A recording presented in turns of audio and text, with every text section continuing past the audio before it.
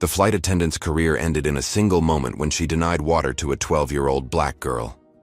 What she didn't know was that the quiet man in seat 2A, calmly recording everything on his phone, wasn't just another passenger.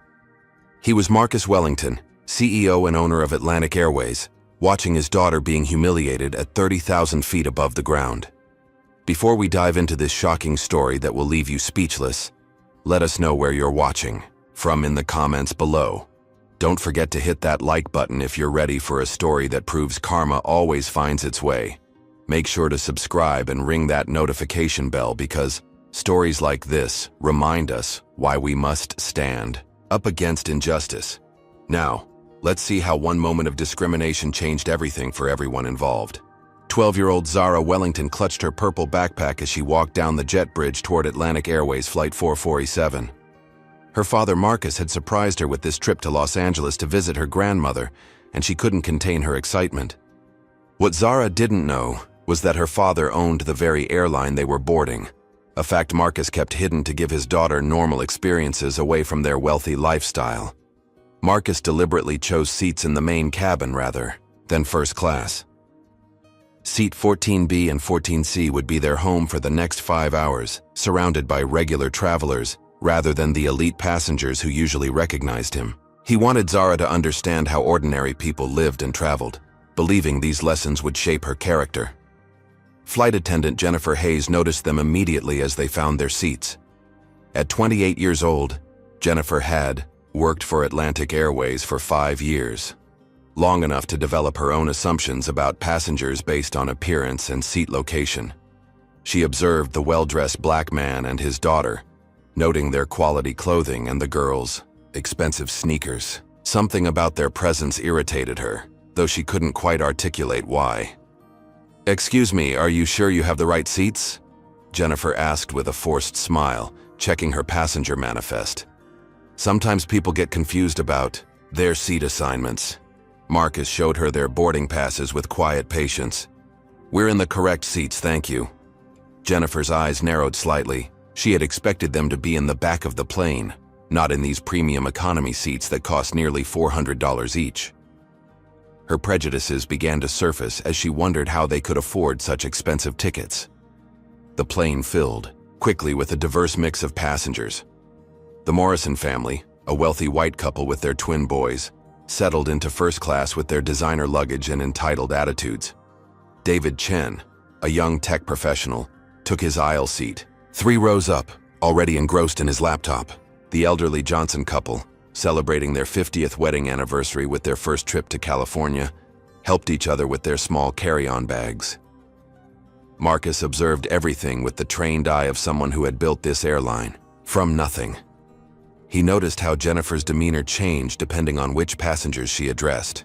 Her voice became warm and welcoming when helping the Morrisons with their champagne preferences, but turned cold and professional when the elderly black couple asked about blanket availability. "Daddy, why does that lady seem angry?" Zara whispered, having picked up on Jennifer's hostile energy. "Some people carry their own problems, sweetheart," Marcus replied softly. "We can't control how others treat us, but we can control how we respond." As the plane prepared for takeoff, Captain Rodriguez's voice filled the cabin with standard safety announcements. The weather looked perfect for their cross-country journey, with clear skies and minimal turbulence expected. Jennifer went through her safety demonstration with mechanical precision, her smile genuine only when directed toward the white passengers in premium seats. Marcus pulled out his phone, ostensibly to check emails, but actually began documenting the subtle discrimination he was already witnessing. As CEO, he received regular reports about customer service metrics, but experiencing it firsthand as just another passenger revealed troubling patterns he hadn't seen in corporate reports. "This is going to be such a fun trip," Zara said, bouncing slightly in her seat as the engines revved for takeoff. "Grandma is going to be so surprised when we show up at her door." Marcus smiled at his daughter's innocence, unaware that their fun trip was about to become a lesson in injustice that would change both their lives forever. As the plane lifted off from Atlanta, climbing toward cruising altitude, neither father nor daughter could have imagined the confrontation that awaited them at 30,000 feet. Jennifer Hayes walked the aisles with practiced efficiency, but her prejudices followed her every step. She had no idea that the quiet man in 14B held the power to end her career with a single phone call, or that her next few hours of service would become a watershed moment for the entire airline industry. 2 hours into the flight, the subtle patterns of discrimination became impossible to ignore. Jennifer moved through the cabin with her service cart, dispensing refreshments with a smile that seemed to have different wattages depending on the recipient's skin color. When she reached the Morrison family in first class, her voice became honey-sweet. "Would you like some warm nuts? We have macadamias and pecans from Georgia. And can I offer you some more champagne? It's a lovely vintage." Mrs. Morrison giggled appreciatively. "You're so attentive. This is exactly the kind of service we expect from Atlantic Airways." Jennifer beamed with pride.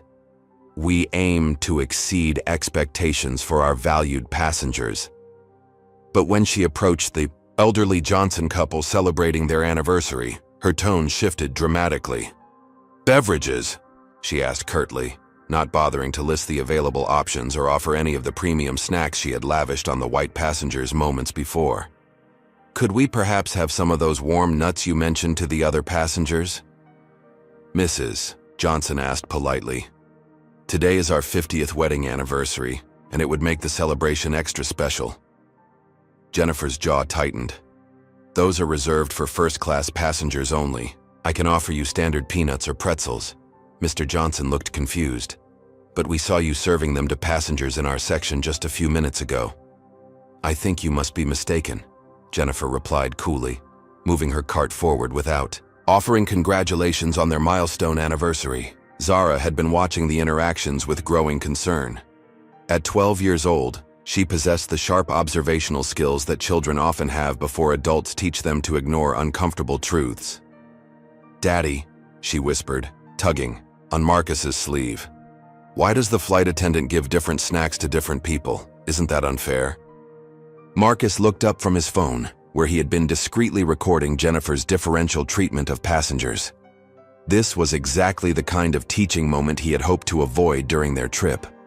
But life rarely accommodates our preferences for timing. Sometimes people make unfair choices based on how others look or where they sit, he explained quietly. It's wrong, but it happens. The important thing is recognizing it and doing something about it. But why would she do that? It doesn't make sense. Prejudice rarely makes sense, sweetheart. That's what makes it so dangerous. Jennifer had overheard their conversation and rolled her eyes dramatically.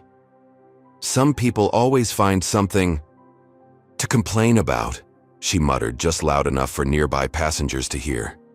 Always playing the race card when they don't get special treatment. Her comment sent ripples of discomfort through the cabin.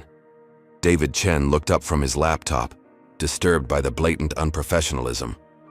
The Morrisons nodded approvingly, while the Johnsons exchanged worried glances. Another flight attendant, Maria Rodriguez, had been watching Jennifer's behavior with growing concern. Maria had worked in aviation for 15 years and recognized discrimination when she saw it. But challenging a colleague in front of passengers violated company protocol, leaving her in an impossible position. "Jennifer," Maria said quietly as they passed in the galley. "Maybe we should discuss passenger service standards." "Don't lecture me about standards," Jennifer snapped. "I know how to handle demanding passengers. Some people need to learn their place and stop expecting special treatment they haven't earned." Her words carried enough volume to reach several nearby seats, including Marcus's. He continued recording, his expression remaining calm despite the rage building inside him. As the owner of Atlantic Airways, he had built the company on principles of equality and respect. Watching his own employee violate those values while his daughter witnessed it was almost unbearable. Zara tried to make friendly conversation when Jennifer passed their row again. "I love your uniform. The blue color is so pretty. Is it fun being a flight attendant?" Jennifer barely glanced at her. It would be more fun if passengers followed rules and didn't ask for special treatment every 5 minutes. The coldness in her response was shocking. Other passengers began to notice the hostile treatment directed toward the well-mannered child and her patient father. An uncomfortable tension filled the cabin as the discrimination became increasingly obvious to everyone aboard. Marcus put his arm around Zara, who was beginning to understand that the flight attendant's rudeness was specifically directed at them. "Remember what we talked about," he whispered. "Some people reveal their true character when they think there are no consequences for their actions." He had no idea how prophetic his words would prove to be. The tension that had been simmering throughout the flight reached a boiling point when Zara's simple request for water triggered Jennifer's most shocking display of discrimination yet. Zara had been reading her book for the past hour, occasionally, looking out the window at the clouds below. The dry airplane air was making her throat scratchy, and she was developing a mild headache from dehydration. She waited patiently for Jennifer to finish serving drinks to the passengers ahead of them before politely raising her hand. "Excuse me, miss. Could I please have some water? I'm getting really thirsty." Jennifer looked at her with barely concealed annoyance. "Water service isn't scheduled for another hour. You'll have to wait." Zara nodded politely, though she was genuinely uncomfortable. She had been taught to respect adults and follow rules, so she returned to her book and tried to ignore her growing thirst. 10 minutes later, a white child 3 rows ahead made the same request. "Can I have some apple juice, please?" Jennifer's demeanor transformed instantly. "Of course, sweetie. Let me get you a nice cold juice box. Would you like cookies to go with it?"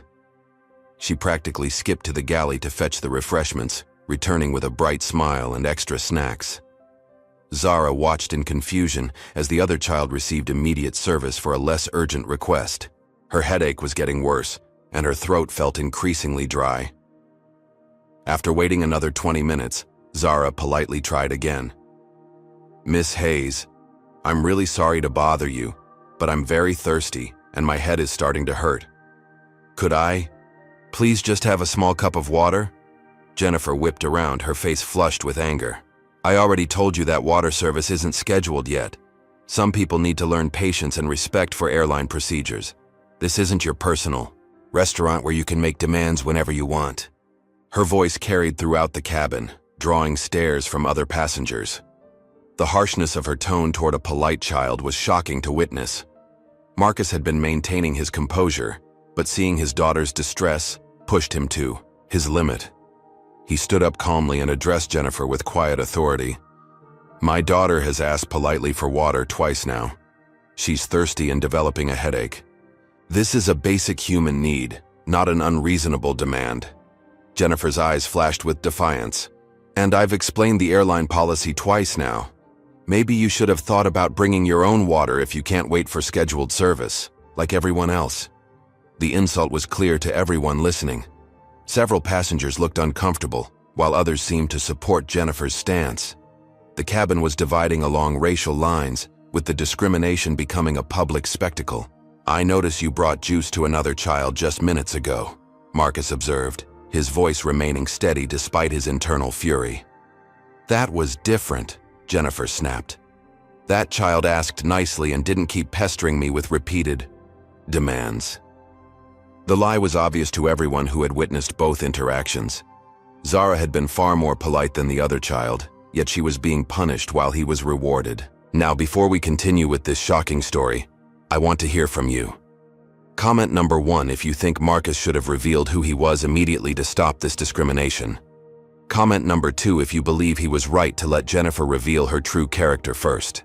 Hit that like button if you're as outraged as I am by this treatment of an innocent child. And don't forget to subscribe, because this story is about to take a turn that will leave you speechless. What do you think Jennifer would do if she knew she was discriminating against the daughter of the man who owns the entire airline? Let's see how much deeper this rabbit hole goes. Jennifer's voice rose as she became more aggressive. "Furthermore, I suggest that if you can't follow simple airline policies, maybe you should consider flying with a different airline next time. One that might be more suited to passengers with your particular needs and expectations." The coded language was thinly veiled racism, and everyone in the cabin understood exactly what she meant. Marcus continued recording everything, his phone capturing both video and audio of the discrimination his daughter was experiencing. Maria Rodriguez finally couldn't stand by any longer. She approached the situation, hoping to diffuse the tension. "Jennifer, why don't I handle this section? I can get the young lady some water." "No," Jennifer barked. "This is my section, and I'll handle it according to airline policy. Some passengers need to learn that making demands doesn't get them special treatment." Zara began to cry softly, overwhelmed by the hostility directed at her for simply asking for water. The sight of the well-mannered child in tears while being publicly humiliated struck other passengers as deeply wrong. David Chen pulled out his phone and began recording. "This is unacceptable treatment of a child," he said loudly enough for other passengers to hear. The Morrison family, however, seemed to approve of Jennifer's stance. "Finally, someone who enforces policies fairly," Mrs. Morrison whispered to her husband. "Too many people think they deserve special treatment these days."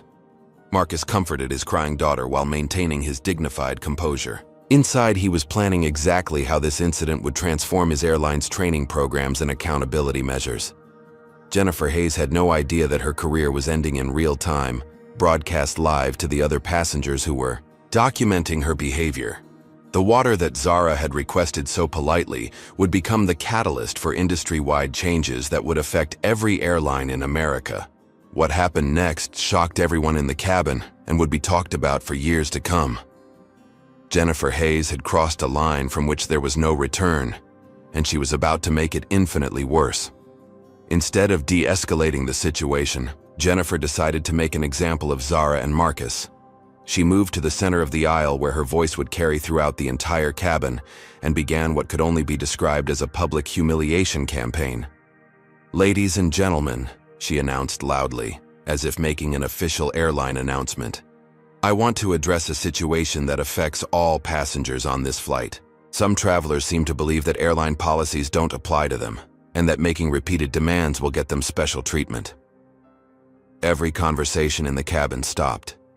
Passengers turned to look at Jennifer, then at Marcus and Zara, understanding immediately who was being targeted.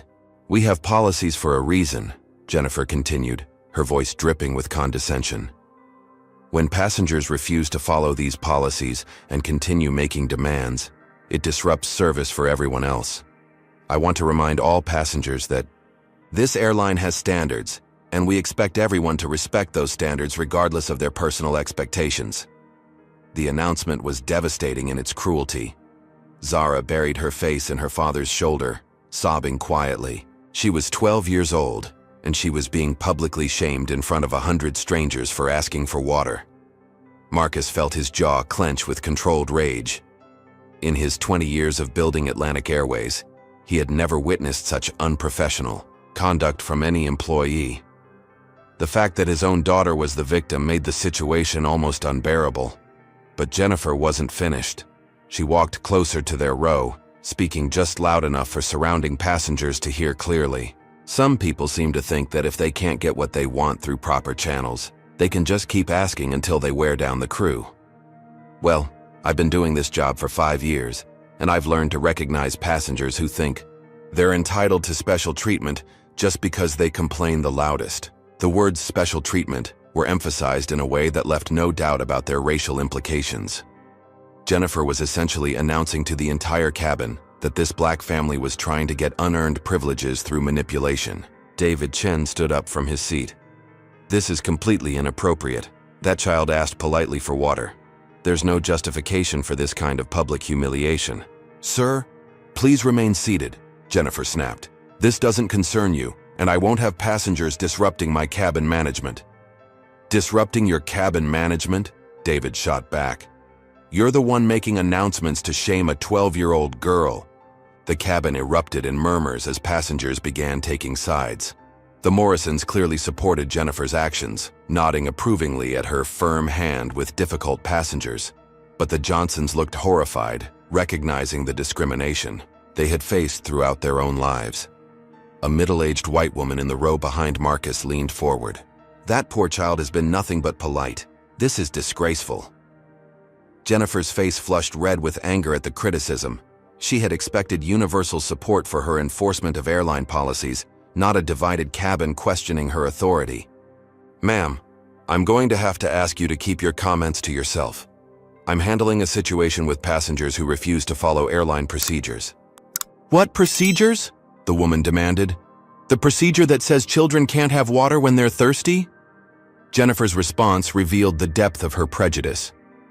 The procedure that says passengers need to understand their place and stop, acting like they're entitled to services they haven't paid for. Some people need to learn that flying isn't a right, it's a privilege, and privileges come with responsibilities. The implication was clear. Marcus and Zara didn't belong on this flight and should be grateful for whatever service they received.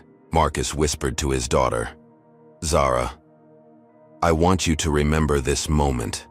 Remember how it feels to be treated unfairly, because it will help you understand when others are hurting. But also remember that this woman's behavior says nothing about your worth and everything about her character. Jennifer overheard and laughed mockingly. Oh, please, spare us the victim speech. Nobody is buying the discrimination story. This is about a passenger who can't follow simple rules and wants special treatment because his daughter cried. The cruelty of dismissing a child's tears was shocking even to passengers who had initially supported Jennifer. Several people began pulling out their phones to record the incident, sensing that they were witnessing something that would have serious consequences. Stop recording, Jennifer demanded, her voice becoming shrill. Passengers do not have the right to film crew members without permission. This violates airline policy and federal regulations. But the phones stayed out. Passengers understood they were documenting something important, something that needed to be preserved as evidence of what they had witnessed. Marcus continued comforting Zara while internally cataloging every word for the investigation that would inevitably follow. Jennifer Hayes had just humiliated his daughter in front of a plane full of strangers, and she had no idea that she was destroying her own career in the process. The question wasn't whether there would be consequences for Jennifer's actions. The question was how severe those consequences would be. The situation spiraled completely out of control when Jennifer made the fatal decision to escalate her confrontation with Marcus, pushing the incident past the point of no return. As more passengers began recording the discrimination, Jennifer's authority was being challenged from multiple directions. Instead of recognizing her mistakes and attempting to de-escalate, she doubled down on her aggressive stance with devastating consequences. I said stop filming, she shouted, pointing at David Chen and several other passengers who had their phones out. This is a violation of airline policy and federal aviation regulations. I'm going to have security meet this plane and have recording. Passengers removed for interfering with crew operations. Marcus looked up calmly from comforting his daughter. Actually, passengers have the right to record interactions with flight crew when documenting potential discrimination. There are no federal regulations prohibiting this. Jennifer's eyes narrowed dangerously.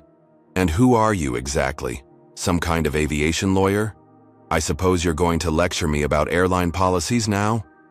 The condescension in her voice was unmistakable. She was challenging Marcus not just as a passenger, but as a black man who dared to correct her understanding of airline regulations. I'm simply a father who wants his daughter to be treated with basic human dignity, Marcus replied quietly. Basic human dignity? Jennifer laughed harshly. Basic human dignity means following rules and not making demands when you don't get your way. Basic human dignity means understanding that when you buy a coach ticket, you get coach service, not first-class treatment just because you complain loud enough. The accusation stung because it was so completely wrong. Marcus and Zara weren't demanding first-class service, they were asking for water.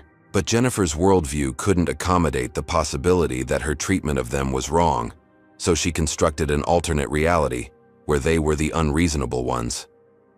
Furthermore, Jennifer continued, her voice rising to address the entire cabin again. I want all passengers to understand that discrimination claims are often used by people who can't accept responsibility for their own behavior. Some passengers think they can get whatever they want by playing the victim card. But this airline has standards that apply to everyone equally. The statement was a masterclass in gaslighting. Jennifer was reframing her obvious discrimination as equal treatment, while portraying her victims as manipulative liars trying to get unearned benefits. Marcus felt something snap inside him. Not anger exactly, but a cold, crystalline clarity about what needed to happen next. His daughter had been humiliated, lied about, and publicly shamed by his own employee. The time for passive documentation was over.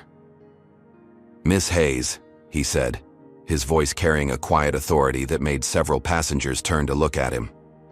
"In my experience, people who accuse others of playing victim cards are usually trying to deflect attention from their own unacceptable behavior." Jennifer's face twisted with rage. "Your experience? And what experience would that be? Let me guess you're going to tell me you're some kind of important person who deserves special treatment. Maybe you think you're too good to follow the same rules as everyone else?"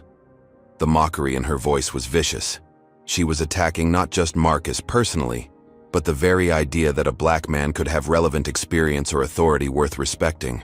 "I have a lot of experience with customer service standards," Marcus said carefully, "and what I'm witnessing here falls far below any acceptable standard." "Customer service standards," Jennifer practically shrieked. "You want to talk about customer service?" Customer service means passengers showing respect for crew members and following airline policies without making demands every 5 minutes. Customer service doesn't mean giving special treatment to every passenger who cries discrimination when they don't get their way. Her voice carried throughout the cabin, making her position clear to everyone aboard. In Jennifer's mind, any complaint about discrimination was automatically illegitimate, and any black passenger who didn't accept poor treatment was being unreasonable. Captain Rodriguez's voice came over the intercom, clearly having been alerted to the disturbance in the cabin. "This is your captain speaking. We're experiencing some turbulence in the cabin, and I'm asking all passengers to remain calm and seated while our crew addresses the situation." Jennifer took the captain's announcement as validation of her authority. "You heard the captain. Everyone needs to remain seated and allow me to handle this situation according to proper procedures." She pulled out her phone and began dialing. "I'm calling the air marshal to report disruptive passengers who are threatening flight safety by refusing to follow crew instructions and recording crew members without permission." The threat was clear. She was going to have Marcus arrested when they landed. Marcus watched her make the call with perfect composure, knowing that she was about to make the biggest mistake of her professional life. Air Marshal Williams would indeed get involved, but not in the way Jennifer expected. As Jennifer spoke to Air Marshal Dispatch, describing Marcus as an aggressive passenger making threats and disrupting the flight, Marcus made his own quiet decision. The time for anonymity was over. His daughter had suffered enough, and Jennifer Hayes was about to learn exactly who she had been discriminating against for the past 3 hours. The revelation would change everything. The moment Air Marshal Williams approached their row, everything changed. What Jennifer expected to be her triumph became the beginning of her professional destruction. Officer Williams, a seasoned law enforcement professional with 15 years of aviation security experience, immediately recognized that something was off about Jennifer's report. The aggressive, threatening passenger she had described was sitting calmly with his arm around a crying 12-year-old girl, showing no signs of the disruptive behavior she had claimed. "Sir, I understand there's been some kind of disturbance," Williams asked professionally, his eyes taking in the scene quickly. Marcus looked up with the same quiet dignity he had maintained throughout the ordeal. "Officer, my daughter asked for water and has been refused for over an hour. When I politely requested that she be given water, the flight attendant began publicly humiliating us both." Williams looked at Jennifer, whose face was flushed with righteous indignation. "This passenger has been making demands and disrupting my service for hours. He's been recording crew members without permission and encouraging other passengers to interfere with my cabin management." The air marshal's trained eye swept the cabin, noting the obvious tension and the fact that multiple passengers were still recording with their phones. In his experience, when passengers felt compelled to document crew behavior, there was usually a good reason. "What specifically did he do that was threatening or disruptive?" Williams asked Jennifer. He kept asking for water after I explained airline policy, and he questioned my authority when I was trying to maintain order in the cabin," Williams frowned. "Those weren't disruptive behaviors. They were normal passenger requests." He turned to nearby passengers for clarification. David Chen immediately spoke up. "Officer, I've been watching this entire situation. The child politely asked for water and was refused. When her father intervened, the flight attendant began publicly humiliating them both. I started recording because what I witnessed was clear discrimination. The elderly Mrs. Johnson nodded vigorously. That poor baby has been nothing but polite. The way she's been treated is shameful. Shameful. Williams began to understand the real situation. Miss Hayes, did you refuse to give water to this child? Water service wasn't scheduled yet. I was following airline procedures. But you gave juice to another child during the same time period? Williams had been listening to passenger accounts and piecing together the timeline. Jennifer's face went white. That was different. That child asked nicely. And this child didn't ask nicely? Several passengers called out simultaneously. She was very polite. The sweetest little girl. She said please and everything. Williams turned back to Marcus, who had remained silent during the exchange. There was something about the man's bearing that suggested he was used to command, used to being listened to and respected. His calm in the face of obvious injustice spoke to a deep well of self-control. Sir, would you mind telling me your name?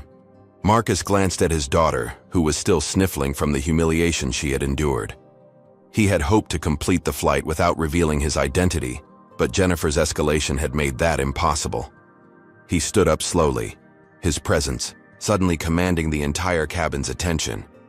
When he spoke, his voice carried the unmistakable authority of someone accustomed to being the final word in any room. Officer Williams, my name is Marcus Wellington. I'm the Chief Executive Officer and owner of Atlantic Airways. The silence that followed was deafening. Jennifer's mouth fell open as the words sank in. The color drained from her face as she realized what she had just done. The quiet man she had been discriminating against, the father whose child she had publicly humiliated, owned the entire airline. What do you think went through Jennifer's mind in that moment? Comment number 1, if you think she immediately realized her career was over. Comment number 2, if you think she was too shocked to understand what had just happened. Smash that like button if you're ready to see justice served, and make sure you subscribe because this story is about to reach its explosive conclusion. How do you think Marcus will handle an employee who humiliated his daughter in front of 100 passengers? Let's find out what happens when discrimination meets consequences. Other passengers began whispering frantically as the revelation sank in. The Johnsons looked vindicated. David Chen smiled with satisfaction, and even some passengers who had initially supported Jennifer began to look uncomfortable. Marcus pulled out his company identification badge, the official credential that granted him access to every aspect of Atlantic Airways operations. Williams examined it carefully and nodded respectfully. Mr. Wellington, I apologize for the disturbance. Officer, you have nothing to apologize for. You responded professionally to a report. The issue here is that one of my employees has spent the last 3 hours discriminating against passengers, including my daughter, and then filed a false report claiming we were the disruptive ones. Jennifer finally found her voice, but it came out as a strangled whisper. Mr. Wellington, I didn't know. Marcus turned to look at her directly for the first time since revealing his identity. His voice was quiet but carried the weight of absolute authority. Miss Hayes, the problem isn't that you didn't know who I was. The problem is that you treated a 12-year-old child and her father with discrimination and cruelty. Your behavior would have been equally wrong if I were any other passenger on this flight. The truth of his words resonated throughout the cabin. Jennifer's discrimination wasn't worse because her victims were important. It was wrong because discrimination is always wrong. Captain Rodriguez's voice came over the intercom again. Ladies and gentlemen, we're beginning our descent into Los Angeles. Please ensure your seats are in the upright position and prepare for landing. But nobody was thinking about landing procedures. They were all focused on the drama unfolding in the center aisle, where a CEO was confronting the employee who had humiliated his child. Marcus sat back down and pulled Zara close. Sweetheart, sometimes bad people reveal themselves clearly, and when they do, we have the responsibility to make sure they can't hurt other children the way they hurt you. Jennifer stood frozen in the aisle, finally understanding the magnitude of her actions. Her 5-year career with Atlantic Airways was over, and she had no one to blame but herself. The plane continued its descent toward Los Angeles, but for Jennifer Hayes, the landing would mark the end of everything she had worked for in aviation. The moment Atlantic Airways Flight 447 touched down at Los Angeles International Airport, Marcus Wellington shifted from passenger to CEO, and the full weight of corporate accountability came crashing down on Jennifer Hayes. As passengers began deplaning, Marcus remained seated, his phone already buzzing with calls from his executive team. Word had somehow reached the ground before the plane did. Social media posts from passengers had begun circulating, and the airline's crisis management team was already mobilizing.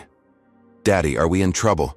Zara asked, noticing her father's sudden transition from vacation mode to business mode.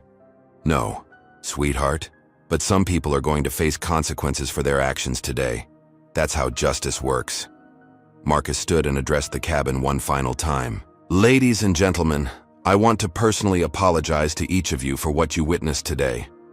The behavior you saw from Miss Hayes does not represent the values of Atlantic Airways, and I assure you that appropriate action will be taken immediately." Jennifer had been standing near the galley, seemingly paralyzed by the unfolding catastrophe. As passengers filed past her, several made pointed comments about her behavior. The elderly Mrs. Johnson stopped directly in front of her. "Young lady, I've lived through real discrimination, and what you did to that baby was inexcusable. You should be ashamed of yourself." Mr. Johnson added quietly, "In my day, people like you wore white hoods. At least they were honest about their hatred." The words struck Jennifer like physical blows. David Chen paused as he passed, holding up his phone. "Everything you said and did is recorded. The whole world is going to see exactly who you are." Even some of the passengers who had initially supported Jennifer's stance began to distance themselves. Mrs. Morrison whispered to her husband, "I didn't realize he was the owner. We should probably keep quiet about this." Marcus waited until most passengers had deplaned before approaching Jennifer directly. She stood trembling, tears streaming down her face, finally understanding the magnitude of her actions. "Miss Hayes, you're suspended immediately pending a full investigation. You'll be escorted off this aircraft and will not be allowed to work any more flights until this matter is resolved." "Mr. Wellington, please," Jennifer sobbed. "I made a mistake. I'm so sorry. I didn't mean for any of this to happen." Marcus's expression remained stern, but not cruel. "Miss Hayes, this wasn't a mistake. This was a pattern of discriminatory behavior that culminated in the public humiliation of a 12-year-old child. The only mistake was that you revealed your true character in front of witnesses." Security personnel boarded the aircraft, having been called by the airline's operations center. They escorted Jennifer off the plane while passengers in the terminal watched, many recognizing her from the viral videos that were already spreading across social media platforms. Within 2 hours of landing, Marcus had convened an emergency meeting with his executive team via video conference from the airport VIP lounge. Atlantic Airways Chief Human Resources Officer, Legal Counsel, and Head of Customer Experience joined the call while Marcus recounted the incident in detail. "Sir, we need to get ahead of this story," said Sarah Chen, the airline's Director of Communications. "The videos are already trending on Twitter and TikTok. We're getting calls from news outlets wanting statements." "Good," Marcus replied firmly. "This is exactly the kind of incident that should be public. We're not going to hide from this or try to minimize it. We're going to use it as an opportunity to demonstrate our commitment to equality and accountability." The legal team advised that Jennifer's termination was inevitable given the documented evidence of discrimination and the false report to the air marshal. But Marcus wanted to go further. "I want a complete review of our hiring practices, training programs, and accountability measures. This incident reveals systemic failures that allowed someone like Jennifer Hayes to work for us for 5 years without her discriminatory attitudes being identified and addressed." By evening, Marcus had personally called every passenger who had witnessed the incident. The Johnsons received an upgrade to first class for their return flight and a formal apology letter. David Chen was offered lifetime elite status with Atlantic Airways for his supportive testimony and his courage in recording the discrimination. "Mr. Chen, passengers like you make the difference between injustice being hidden and justice being served. Your willingness to document what happened protected my daughter and potentially countless other passengers who might have faced similar treatment." Marcus also reached out to the white passengers who had supported Jennifer's behavior, including the Morrison family. His conversation with them was educational, rather than punitive. "Mrs. Morrison, I want you to understand that what you witnessed wasn't about airline policies or passenger entitlement. It was about an employee treating people differently based on their race. When we normalize that kind of discrimination, we become complicit in it." By the next morning, the story had exploded across national media. Major news networks picked up the story, using the passenger recordings and interviews to highlight ongoing discrimination in the airline industry. Jennifer Hayes became the face of workplace racism, her image broadcast across television screens nationwide. Marcus held a press conference at Atlantic Airways headquarters in Atlanta, using the incident as a platform to address systemic discrimination throughout the aviation industry. "What happened to my daughter happens to countless passengers every day," he said, standing behind a podium with Zara beside him.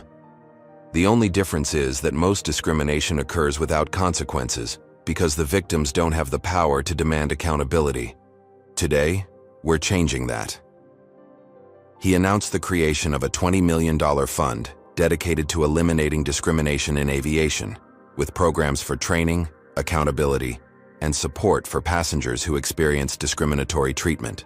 Meanwhile, Jennifer's attempts to defend herself through media interviews only made her situation worse. In a disastrous appearance on a morning talk show, she claimed that she had been following company policy and that the incident was being blown out of proportion. "I treated all passengers equally," she insisted, despite the recorded evidence, proving otherwise. "Some people just can't accept that policies apply to everyone." Her continued denial of obvious discrimination, even with video evidence, became a case study in how not to handle a discrimination scandal. Employment lawyers used her interviews as examples of responses that guarantee termination and potential legal liability. The airline industry watched closely as Atlantic Airways implemented revolutionary changes in response to the incident. Other airlines began examining their own training programs and accountability measures, realizing that they could face similar scandals if they didn't address discriminatory practices proactively. Marcus transformed his daughter's painful experience into a catalyst for industry-wide reform, demonstrating how personal injustice could become the foundation for systemic change. The water that Zara had been denied became a watershed moment for aviation equality. But the story wasn't over yet. The most profound changes were still to come. 6 months after the incident, the repercussions had spread far beyond a single flight attendant's termination. What began as one child's request for water had become a defining moment for the entire aviation industry, with changes that would affect millions of passengers for generations to come. The Jennifer Hayes incident, as it became known in business schools and civil rights organizations, triggered the most comprehensive review of airline discrimination practices in aviation history. Marcus Wellington's response had set a new standard for corporate accountability that other industries began studying and implementing. Atlantic Airways became the first airline to implement mandatory bias training for all employees, not just flight attendants but ground crew, gate agents, and management personnel. The training program, developed in partnership with leading civil rights organizations, included real-world scenarios based on documented discrimination cases. Every employee must understand that our commitment to equality isn't just about legal compliance, Marcus explained during a company-wide video conference. It's about recognizing the humanity and dignity of every person who chooses to fly with us. The Zara Wellington Foundation for Aviation Equality, funded by Marcus's personal contribution of $50 million, became a powerful force for change throughout the travel industry. The foundation provided legal support for passengers experiencing discrimination and conducted independent audits of airline service practices. Jennifer Hayes' termination became a landmark case study taught in business schools across the country. Her recorded statements during the incident were used to demonstrate how unconscious bias could escalate into overt discrimination when left unchecked. Employment lawyers regularly referenced her case when advising clients about discrimination. Prevention. Her attempts to find new employment in aviation were unsuccessful. The viral videos of her behavior had made her unhireable in the industry, and her continued public statements denying any wrongdoing only reinforced employers' reluctance to associate with her. Meanwhile, the passengers who had witnessed the incident became advocates for change in their own communities. David Chen used his technology platform to develop an app that allowed passengers to report discrimination incidents in real time, creating a database that airlines and regulators could use to identify problematic patterns. The elderly Johnsons became spokespeople for the foundation, sharing their own experiences with discrimination and emphasizing how Marcus's response had restored their faith in corporate responsibility. "We lived through the era when discrimination was legal," Mrs. Johnson said during a foundation event. "To see a CEO turn his daughter's pain into protection for other children gives us hope that the next generation will inherit a more just world." Other airlines scrambled to implement similar programs, not out of genuine commitment to equality, but from fear of facing their own Jennifer Hayes scandal. The competitive pressure created by Atlantic Airways' reputation for inclusive service forced industry-wide improvements in passenger treatment. Major airlines began advertising their diversity training programs and anti-discrimination policies, competing to demonstrate their commitment to equality. Customer surveys showed that passengers, particularly those from minority communities, increasingly chose airlines based on their reputation for fair treatment. The incident also triggered regulatory changes. The Federal Aviation Administration announced new requirements for discrimination reporting and response, with mandatory training programs for all aviation personnel. Airlines that failed to meet the new standards faced significant financial penalties and potential route restrictions. Marcus used his platform as a successful CEO to address discrimination beyond aviation. He spoke at corporate leadership conferences, university commencements, and civil rights events, always bringing Zara with him to emphasize that discrimination's victims are often children who have no power to protect themselves. "My daughter learned more about justice and social responsibility from this painful experience than she could have learned from years of privileged comfort," he often said. But no child should have to experience discrimination to learn about equality. Zara herself became a powerful advocate for other young people facing discrimination. At 13, she started speaking at schools about the importance of standing up for others and recognizing when treatment is unfair. "When someone is mean to you because of how you look, it's not about you," she would tell audiences of children her age. "It's about them, but that doesn't mean you have to accept it quietly. My dad taught me that we have a responsibility to protect other people from the same hurt." The foundation expanded beyond aviation, supporting research into discrimination across industries and funding legal challenges to discriminatory practices in housing, education, and employment. Academic researchers studied the Atlantic Airways transformation as an example of how corporate leadership could drive social change. Business journals published case studies analyzing how Marcus had converted a crisis into an opportunity for systemic reform. The incident's impact reached international aviation as well. Airlines in Europe, Asia, and other continents began examining their own practices and implementing training programs based on the Atlantic Airways model. Jennifer Hayes, meanwhile, had become a cautionary tale about the consequences of discrimination.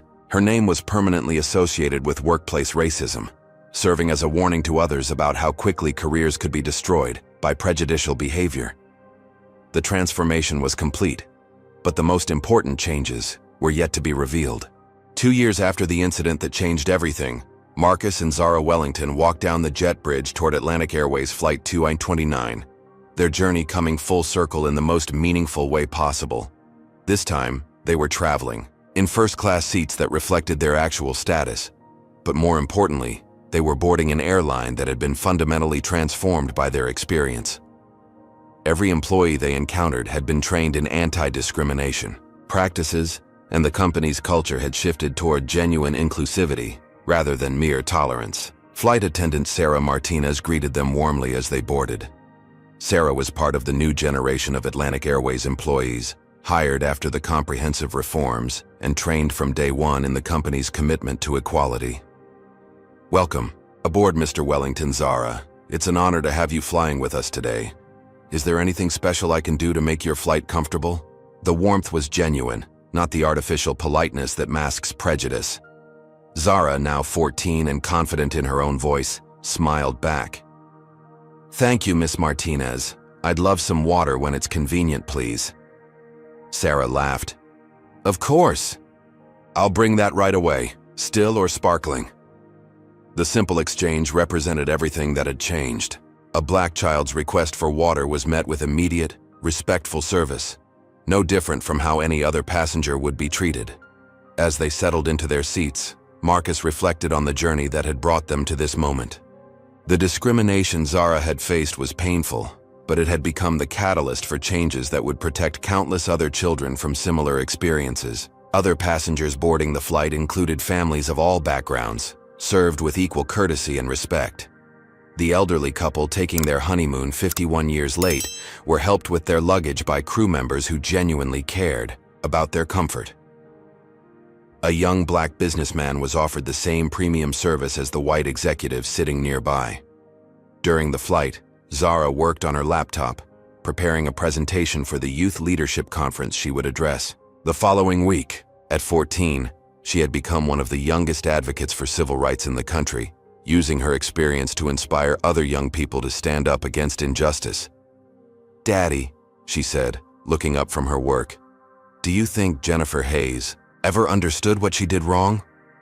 Marcus considered the question carefully. Jennifer had disappeared from public view after her unsuccessful attempts to find new employment. Occasional reports suggested she had moved to a different state and taken a job outside the service industry. "I hope she did, sweetheart. Understanding is the first step toward becoming better. But even if she never learns, the important thing is that thousands of other people learned from what happened. Your experience taught them that discrimination has consequences and that children deserve to be treated with dignity." Zara nodded thoughtfully. "I'm glad something good came from something that hurt so much. That's what resilience means," Marcus said. "It's not about avoiding pain, but about transforming pain into purpose." The flight proceeded smoothly, with exemplary service that had become the Atlantic Airways standard. When they landed in New York, passengers thanked the crew genuinely, appreciating the respectful treatment they had received throughout the journey. In the terminal, Marcus and Zara were approached by a young black mother traveling with her 6-year-old daughter. "Excuse me, aren't you the Wellingtons? The ones from the airline incident?" Marcus nodded, wondering what was coming next. "I just wanted to thank you," the woman continued, her eyes filling with tears. "Because of what you did, my daughter has never experienced discrimination when we fly. She doesn't even know it used to be different. She just expects to be treated with kindness and respect, and because of the changes you made, that's exactly what she gets." The little girl looked up at Zara with curiosity. "Are you famous?" Zara knelt down to the child's level. "Not really. But I helped make flying safer and fairer for kids like you. That's more important than being famous." As they walked through the terminal, Marcus realized that this was the true measure of their success. Not the media attention, not the corporate reforms, not even the industry-wide changes, but the fact that a 6-year-old girl could board an airplane expecting to be treated with dignity and actually receive it. The Zara Wellington Foundation had grown into a major force for equality, supporting anti-discrimination efforts across multiple industries. The foundation's work had helped pass new civil rights legislation and had funded legal challenges that expanded protections for minorities in the workplace. Marcus had been invited to speak at the White House about corporate responsibility and social justice. Major universities offered him honorary degrees for his leadership in transforming business culture. But the recognition he valued most came from parents who wrote to thank him for creating a world where their children faced less discrimination. Zara had received her own recognition, including a Youth Leadership Award from the NAACP and an invitation to speak at the United Nations about children's rights. But like her father, she was most proud of the individual lives that had been changed by their advocacy. As they waited for their car outside the terminal, Zara asked, "Do you think we'll ever need to do something like this again?" Marcus smiled at his daughter's assumption that fighting injustice was an ongoing responsibility, not a one-time event. "Probably, sweetheart. There will always be people who treat others unfairly, and there will always be a need for people who are willing to stand up and say that's not acceptable. The question isn't whether we'll face discrimination again, but whether we'll have the courage to fight it when we do." "Then I guess we'd better stay ready," Zara said with the confidence of someone who had already proven her strength. As their car pulled away from Los Angeles International Airport, Marcus reflected on how a simple request for water had transformed into a movement for justice. Jennifer Hayes had intended to humiliate a black child, but instead, she had sparked changes that would protect millions of children for generations to come. The incident that began with discrimination ended with transformation. The water that was denied became the catalyst for washing away barriers that had existed for decades, and the little girl who had been humiliated at 30,000 feet had grown into a young woman who used her voice to ensure that no other child would face the same treatment. Sometimes the most powerful lessons come from the most painful experiences, and sometimes a single moment of injustice becomes the foundation for a lifetime of advocacy. In the end, Jennifer Hayes had given Zara and Marcus something more valuable than she had taken away: the knowledge that they had the power to change the world, and the responsibility to use that power for others who couldn't protect themselves. That was the real victory, and it was worth every moment of pain they had endured to achieve it. What did you think about this incredible story of discrimination meeting justice? Comment below and let me know if you've ever witnessed or experienced similar treatment while traveling. Have you ever seen someone stand up against discrimination the way Marcus did? Share your thoughts and experiences, because every story of injustice overcome gives others the courage to speak up. If this story moved you, hit that like button to show your support for standing up against discrimination. Subscribe to our channel and ring that notification bell, because we share stories that matter, stories that inspire change, and remind us all that we have the power to create a more just world. Don't forget to share this video with your friends and family, because stories like this need to be heard. When we share experiences of discrimination and the consequences that follow, we create awareness that can prevent others from facing similar treatment. Thank you for watching, and remember that every act of kindness, every moment of standing up for what's right, and every voice raised against injustice makes our world a little bit better. Until next time, keep fighting for equality, and never forget that change is possible when good people decide to take action. Like, subscribe, share, and comment, because your engagement helps these important stories reach the people who need to hear them most. Together, we can build a world where every child is treated with the dignity and respect they deserve. This powerful story teaches us several crucial lessons about discrimination, justice, and personal responsibility. First, prejudice often reveals itself through seemingly small actions that escalate into major confrontations when challenged. Jennifer's refusal to give water to a child exposed deep-seated biases that had likely influenced her behavior for years. Second, true leadership means using privilege and power to protect others, not just ourselves. Marcus could have revealed his identity immediately to stop the discrimination, but he chose to document the full extent of Jennifer's behavior to ensure lasting change for all passengers. Third, discrimination thrives in silence but crumbles under scrutiny. The passengers who recorded the incident and spoke up created accountability that transformed a private moment of prejudice into a public reckoning with consequences. Fourth, children are often the most vulnerable targets of discrimination, making it our responsibility as adults to create protective systems and teach young people to recognize and resist unfair treatment. Finally, personal pain can become the catalyst for systemic change when we choose to transform our experiences into advocacy for others. Zara's humiliation became the foundation for industry-wide reforms that will protect countless children from similar treatment. The most important lesson is that bystanders have the power to stop discrimination by refusing to remain silent when they witness injustice. Now tell us, have you ever witnessed discrimination in your travels or daily life? How did it make you feel, and what action did you take? Share your experiences in the comments, because every story of standing up against prejudice inspires others to find their courage.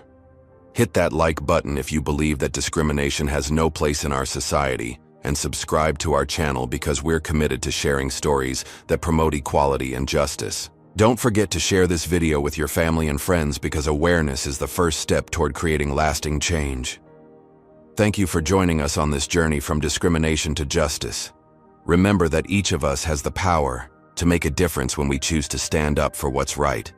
Your voice matters, your actions count, and together we can build a world where every person is treated with dignity and respect.